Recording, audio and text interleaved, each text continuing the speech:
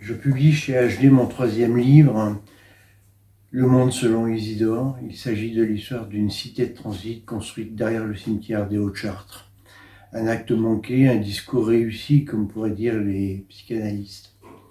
On me demandait de mettre en place une structure d'insertion par l'activité économique avec l'aide des habitants. On me demandait de les associer à la reconstruction du quartier.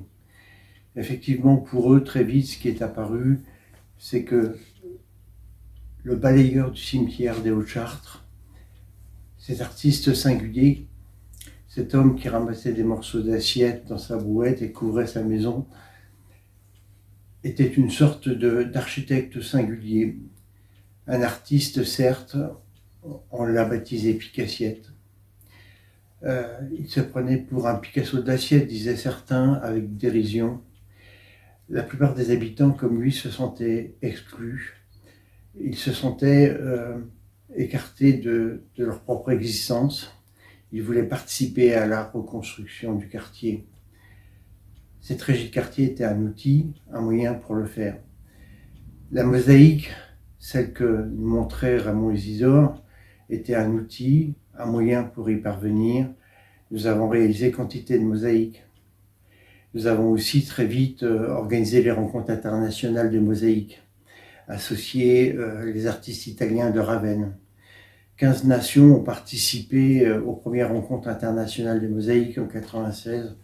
3000 visiteurs se sont précipités dans la chapelle Saint-Aimant et aussi dans la chapelle du lycée Fulbert.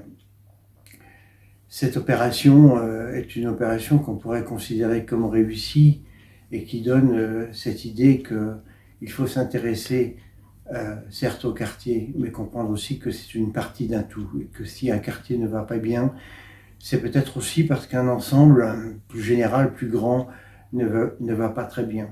Ce livre veut contribuer à montrer la dimension universelle de la pensée d'un simple, de la pensée de Raymond Isidore, une forme de pensée sauvage dont je m'efforce de montrer qu'elle rejoint celle de Claude Lévi-Strauss par exemple, mais aussi celle de Jean Grenier, le professeur de Camus, de Victor Hugo par certains aspects, et aussi de Camus bien entendu. Merci de porter attention à ce livre.